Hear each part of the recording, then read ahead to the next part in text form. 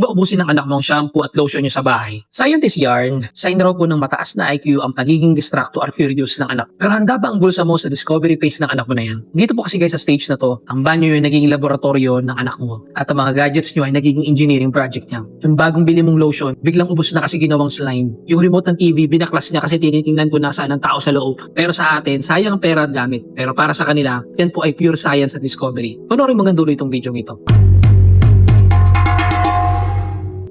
New day guys, no? May parenting topic na naman po tayo. Welcome nga po pala guys sa day 12 ng serye natin, Nak Anyare Dabi-Dabi Years. Ngayon guys, pag-usapan naman po natin ang topic na nakakaubos ng pasensya at nakakaubos din ng bulsa. Topic number 12 natin, ang little scientist. Naranasan nyo na ba guys yung pumasok ka sa banyo tapos nadulas ka sa sahig kasi pinagmix ng anak mo lahat ng shampoo, conditioner, toothpaste para lang makita kung anong kulay ang lalabas? O kaya naman, yung cellphone mong biglang ayaw nang gumana kasi sinubukan niyang i-waterproof sa loob ng baso ng juice. Maraming magulang po ang nagugulat at pinaparusahan ng bata. Pero alam nyo ba na ang stage po na yan ang pinaka-active ang kanilang problem-solving skills? Ang tanong po mami sa daddies, dapat ba silang pagalitan dahil sa pagsisira o pag-aaksaya nila? O dapat natin silang hayaan dahil yan po ang paraan nila para intindihin ang mundo? Scientist ka nga raw, sabi nila. Pero yung budget naman ni mami sa skincare niya, naglaho na parang bula dahil sa experiment ng anak mo. Ito po mga paraan guys, no, para masuportahan natin ang curiosity ng anak natin nang hindi nabubura ang laman ng wallet natin. Number 1 guys, no, the safe science zone. Huwag mo hayaang gamitin ng anak mo mamahaling mga items yun. Mag-set up ka ng experiment station gamit ang mga murang sangkap tulad ng baking soda, suka, o food coloring.